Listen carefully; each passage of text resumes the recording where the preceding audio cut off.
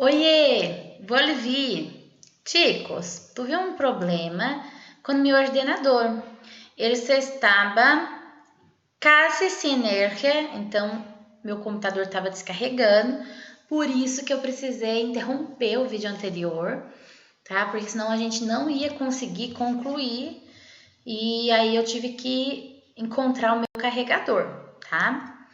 Mas, então vamos voltar, vamos retomar aos conceitos que a maestra estava falando para vocês, sobre aquelas palavrinhas que nos mostram ação, nos mostram estado, né? O estado físico ou um fenômeno da natureza.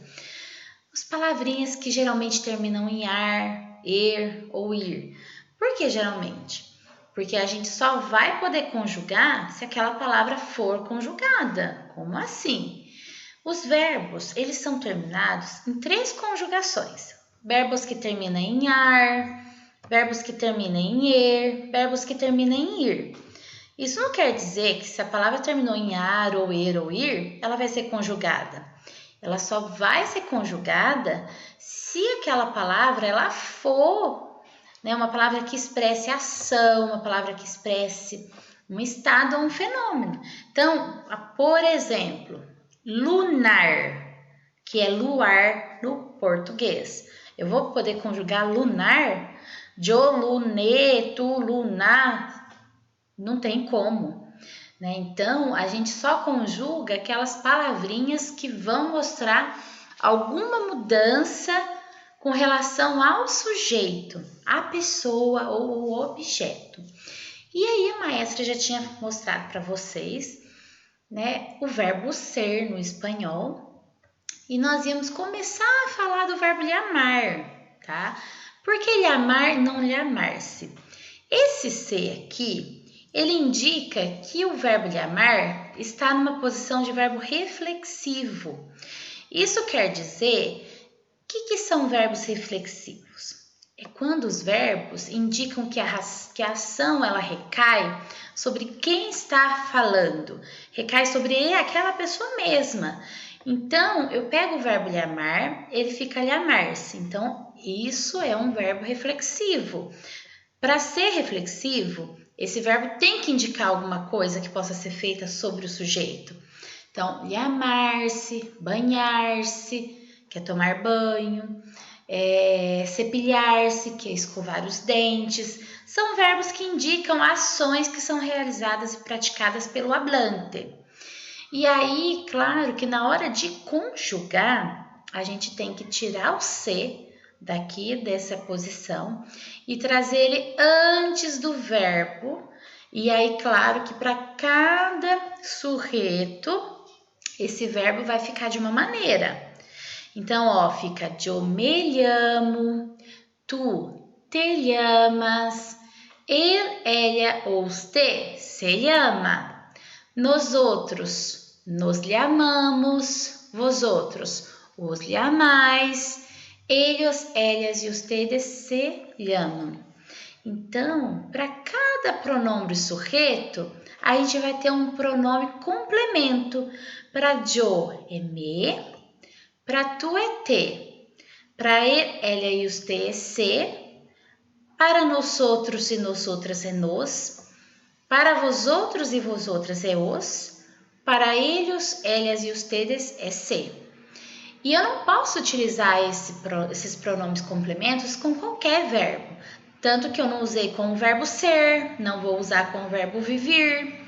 A gente só pode usar esses pronomes com esse tipo de verbo que indica uma ação que é feita sobre quem está falando, tá? Então, me banho, te banha, se banha. Agora, eu posso pegar o verbo lhe amar-se e posso utilizar ele na sua outra forma, sem indicar uma ação reflexiva. Eu posso utilizar ele no sentido literal. Por exemplo, yo llamo a mi madre por teléfono.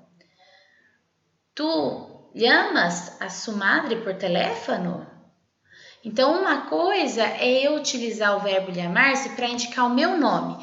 Yo me llamo Andressa. E tu, como te llamas? Outra coisa é a gente utilizar o verbo llamar na sua função direta de chamar a alguém. Então, llamo, llamas, llama, llamamos, llamais e llama. Então, a conjugação do verbo llamar é essa. Llamo, llamas, llama. Llamamos, llamais, llama. Quando a gente traz o pronome complemento antes, é apenas para indicar uma ação reflexiva. Então, a gente teve em algumas apresentações a presença desse verbo, né? A gente teve lá na apresentação, se eu não estiver enganada, foi da Isabel Allende, que é aquela escritora chilena que eu falei para vocês, né? Olha como que ela utilizou. Me llamo Isabel Allende. Me llamo Isabel Allende. Então, ela utilizou o verbo llamar-se nessa função de reflexivo, tá? E aí, ó, vamos ver aqui, ó. Vamos dar uma olhadinha mais uma vez. Não, não era essa folhinha, não. Tá? Lá no texto Los Nuevos Amigos. Vamos observar nesse texto onde estão esses verbos, como esses verbos, que são essas palavrinhas, foram empregadas. Então, olha lá, logo na primeira frase do texto Los Nuevos Amigos, a gente tem a Verônica falando assim, ó. Eu me llamo Verônica. Então, ó, o verbo llamar-se na primeira pessoa em reflexivo ficou me llamo Verônica. Aí o verbo ser na primeira pessoa. Soy alumna del curso de verano. Olha o Miguel, me llamo Miguel, né? Olha aqui quando perguntou de onde eres. Soy brasileña, soy espanhol, soy de Bolívia.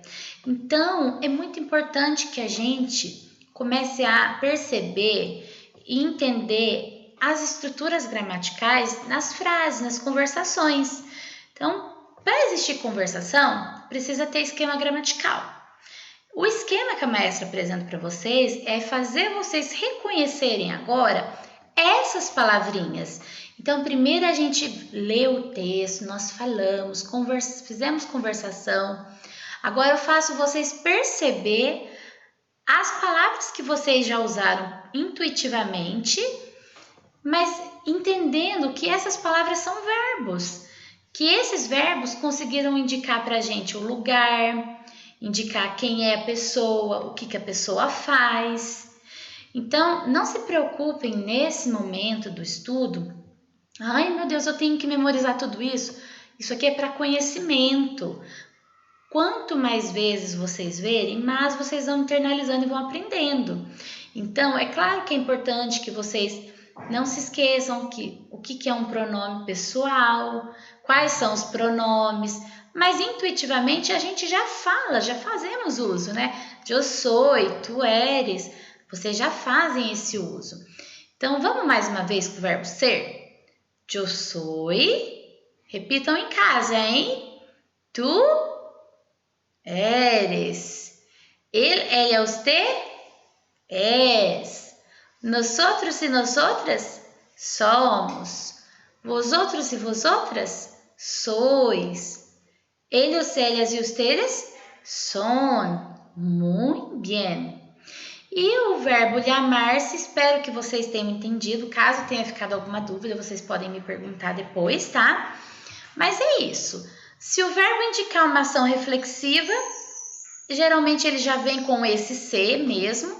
A gente tira o ser, traz ele antes do verbo e conjuga o verbo que foi em questão para o pronome sujeito. Aqui é o llamar-se, mas poderia ter sido qualquer outro verbo reflexivo. Então, banhar-se, peinar-se, que é pentear os cabelos, afeitar-se, que é fazer a barba. Existem muitos verbos, tá? Que têm ação reflexiva e que eles podem ser usados sem ação reflexiva, como no caso do llamar, normal, e o banhar. Ó, banho a mi hermano, banho a mi pero, me banho, te banhas, tá? Então, é diferente quando a gente utiliza o pronome complemento antes do verbo. Se a gente utilizou, se houve necessidade desse pronome complemento, é porque o verbo ele indica uma ação reflexiva. E aí, a gente tem agora o verbo vivir, tá? O verbo vivir, ele termina em ir. Ele é chamado de verbo de terceira conjugação. Qualquer verbo terminado em ir vai ser classificado como terceira conjugação. O vivir, ele se conjuga dessa maneira, tá? Opa, que tá passando um caminhão aqui. E a porta está aberta. E aí, por isso que esse barulho chega cá. Bueno, já se foi. Então, o verbo vivir, ele fica assim, ó. Eu vivo, tu vives, ele, usted vive. Nosotros e nosotras vivimos, vosotros e vosotras vivis, ellos, ellas e ustedes vivem. Então, a gente viu um verbo terminado em ar, um terminado em ir e um terminado em ir. Não se olvide que esse vos indica uma conjugação específica de Argentina. Então, como que fica na Argentina a segunda pessoa? Te llamás, sos, vivís. Isso é para que vocês saibam que existe uma maneira diferente, não que vocês tenham que memorizar isso. Mesmo porque, quando a gente aprende nos cursos, a gente entende eu como primeira, tu como segunda. E depois já vamos à terceira, que é ele, ela e você. Então, essa é uma variação que acontece só na Argentina, tá bom? E aí, o outro verbo que apareceu lá naquele texto, Los Nuevos Amigos, foi o verbo tener, não é isso? E apareceu na primeira pessoa, apareceu assim, ó, tengo, né? Vamos lá para vocês verem. Acho melhor a gente voltar para ficar melhor a visualização. E la puerta empieza, continua aberta. Hay personas que no la cierran nunca. Muy bien. ¿Dónde está? Acá. Então, a Isabel Allende, ela inicia sua apresentação nesta hoja que se chama De Donde Eres, assim, ó. Tenho nacionalidade chilena e eu tenho nacionalidade brasileira. Então, ela utilizou o verbo tener aí na primeira persona só para indicar que ela tem nacionalidade chilena. Por que que ela utilizou o tenho? Porque não é, ela tem a nacionalidade chilena, mas ela não vive no Chile, né? Ela já vive afuera muito tempo. Então, o verbo tener, ele foi usado nessa situação. Mas a gente pode utilizar o verbo tener para indicar idade, para indicar possessão. Então, por exemplo, eu tenho 32 anos, eu tenho um hijo, tenho uma casa, tenho 4 gatos. Tá vendo? Eu utilizei o tener para falar também um pouquinho de mim. E aí, ó, como que o tener se conjuga? Olha lá, na primeira pessoa, que eu fica tengo, para tu tienes, para él, ella y usted tiene, para nosotros y nosotras tenemos, para vosotros y vosotras tenéis, para ellos, ellas y ustedes tienen. Então, assim se conjuga o verbo tener, que também é um verbo de segunda conjugação, verbo terminado em er, só que é um verbo também irregular, assim como o verbo ser é um verbo irregular, tá? Mas não fiquem presos e preocupados, o que é isso? Só entendam que a gente fala que é irregular, um verbo que muda alguma coisa na raiz, na hora de conjugar, muda alguma coisa na terminação. O mais importante agora é vocês memorizarem que para eu fica tengo e na terceira persona fica tiene. E com o passar do tempo, vocês vão amadurecendo e vocês vão começar a entender. Aí eu posso explicar no que consiste a irregularidade sim. Basicamente, a gente fala que é uma irregularidade por diptongação, é a formação de um ditongo. Tá vendo esse E aqui, ó? Ele se transforma em IE no tu, no ele, ela e nos te, e no plural do E, que fica ele, os elas e os tedes. Então, essa irregularidade, ela acontece apenas na segunda pessoa, ao invés de ficar, senão ficaria tenes, tene. Então, para não ficar feio, as irregularidades, elas vêm para isso, tá? Para evitar que a palavrinha fique feia para falar, feia para escrever. Então, se eu não tivesse esse E aqui, ficaria tenes, tene, tenem. Então, aí houve esse câmbio, essa mudança vocálica de E para IE. Tienes, tiene, tienen. Então, essa irregularidade aqui, por troca vocálica, só acontece na segunda, na terceira persona, tá? E na terceira do plural, claro. E esse verbo também tem uma outra irregularidade, que é na primeira pessoa, mas não é por troca vocálica, é por acréscimo. Depois da letra N, agregou a letra R. Alguns verbos acontecem isso, muitos verbos acontecem isso. Quais verbos? Verbos que a raiz... Nossa, mas eu gosto falando de raiz. Então, vamos lembrar um pouquinho, que vocês já viram isso em português. Vamos pegar a palavra tener, que aqui significa ter. O er é chamado de terminação, por isso que a maestra falou que os verbos podem ser terminados em ar, em er e ir. Então, o tener é terminado em er. Er é a terminação, ou chamado de desinência. O que vem antes aqui, ó, é chamado de radical ou raiz. Então, o tem é a raiz do verbo tener. Geralmente, os verbos que a raiz terminar com N, na primeira pessoa, a gente agrega a letra G, para não ficar no. Imagina se não fosse assim, ficaria dioteno. Dioteno, estranho, não fica? A mestra não falou para vocês que as irregularidades, elas vêm justamente para corrigir esse errinho na pronunciação ou na escrita? Então, é isso. Por isso que ficou tengo. Yo tengo, depois tu tienes... ela, usted tiene, nosotros tenemos, vosotros tenéis, ellos, ellas e ustedes tienen. Uma coisa muito importante é que no nosotros e no vosotros não tem irregularidade nenhuma. Os verbos ficam normais. O que é isso? A gente tem o ten, que é a raiz, ó, ten. E a gente tem a terminação que é específica para verbos terminados em er, que é o emos no tenemos e o eis no teneis, tá?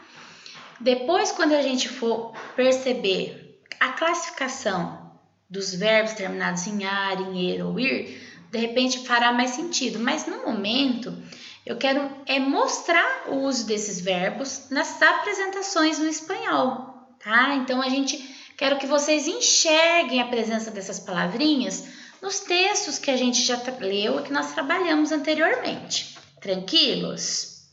Perfeito! E aí, a gente começou a falar sobre as nacionalidades. Por quê? Logo naquela apresentação, tanto na apresentação do texto, Los Nuevos Amigos, e também lá na folhinha do texto de donde eres, abria apresentações. Então, as pessoas estavam se apresentando. E ao se apresentarem, elas estavam dizendo a nacionalidade de cada um. Vocês se lembram disso? Vamos voltar, então, um pouquinho. Vamos voltar só no texto Los Nuevos Amigos. Nesse texto, Los Nuevos Amigos, olha lá. Eles perguntam, logo a partir do Carlos da quarta linha. Es un placer, tanana. De onde eres? De Brasil. Sou brasileira. Quando ela fala de Brasil, ela está dizendo o país, está indicando, né, o país que ela é. E aí ela completa dizendo, sou brasileira. Essa palavra brasileira é chamada de adjetivo pátrio ou de gentilício em espanhol. Então, nacionalidade é chamado de gentilício no espanhol. Então, a gente pode tratar por gentilício ou adjetivos pátrios. Um adjetivo é aquilo que dá uma qualidade, uma característica ao substantivo, não é isso? Ao substantivo. Adjetivo pátrio é a característica do lugar que a pessoa nasceu, seja do país, seja da cidade, do estado. Então, quando ela utilizou sou brasileira, ela fez esse uso de um adjetivo pátrio. Depois apareceram outros, olha lá, de Bolívia, né, da Espanha, então, sou espanhol. Então, quem vive na Espanha, espanhol. Quem vive no Brasil, brasileiro. Quem vive em Bolívia, boliviano ou boliviana. Há muitas nacionalidades, por quê? Há muitos países. Então, além da gente ter países que falam o espanhol, a gente tem países que falam inglês, que falam português, mas falar um idioma não define a nacionalidade em si. Por exemplo, aqui no Brasil, a nossa língua oficial é o português, mas nós somos portugueses? Claro que não, somos brasileiros. Então, quem vive em Portugal é português. O idioma falado lá também é o português. Quem vive na África é chamado de africano. Só que aí, cada lugar ali desse continente, cada país, tem o seu dialeto, tem o seu idioma. Então, nós vamos nessa tarefa, tá? Que a Maestra, lembra que a Maestra colocou essa tarefa? Alguns alunos fizeram, outros não fizeram. Quem não tiver feito, aproveita para fazer, tá? Muito simples. Então, o primeiro exercício é a oportunidade e o que a gente fez anteriormente, só para fechar esse assunto. Então, anteriormente a gente revisou os conteúdos que nós trabalhamos, eu aprofundei os verbos que foram utilizados nos 2 textos que nós trabalhamos. E aí, se tiver dúvidas sobre esse assunto, vocês têm que me perguntar.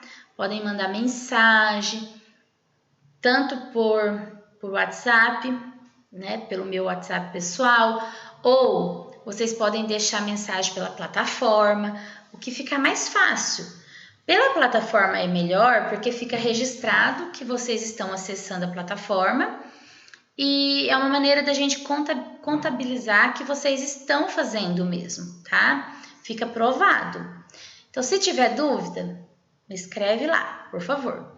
E aí agora a gente começa a trabalhar um outro assunto que também estava presente nos textos que nós lemos e trabalhamos, que são as nacionalidades. Só que nós vamos, a partir dessa folhinha, conhecer mais nacionalidades, não é isso? Então, ó, quem nasceu na Espanha é chamado de espanhol. Quem nasceu em Cuba é chamado de cubano. Então, esse primeiro exercício aqui, vocês tinham que unir o gentilício ao país correto. Desse lado aqui, a mesma coisa. Aqui nessa tabelinha, vocês têm que completar com o verbo hablar. Então, verbos terminados em ar, eu vou mostrar para vocês. Igualzinho llamar-se, o verbo é hablar, termina em ar. Verbos terminados em ar, a terminação é essa que está em negrito, ó. O, as, amos, as e an.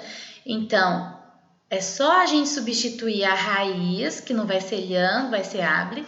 Vai ficar hablo, hablas, habla, hablamos, hablais, hablan. O que significa hablar? significa falar. Então, esse exercício aí, vocês tinham que completar com o verbo hablar para essas pessoas, tá bom? Aqui nesse exercício, nós temos aí uma sopa de letras e há 10 países que necessitam ser encontrados. O país França já está marcado e aí já está no exemplo. Em França, hablam francês. Por que hablam? Porque é referente a eles, terceira persona do plural. Então, vocês têm que seguir esse exemplo. Vocês têm que encontrar todos os países que estão aqui e escrever frases aí, tá bom? O outro exercício, escreve ele plural.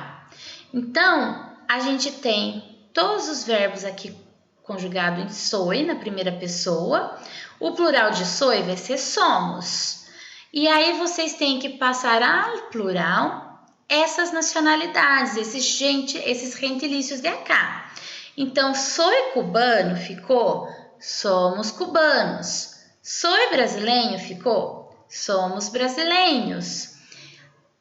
Depois, esse exercício aqui, ó, escute completa,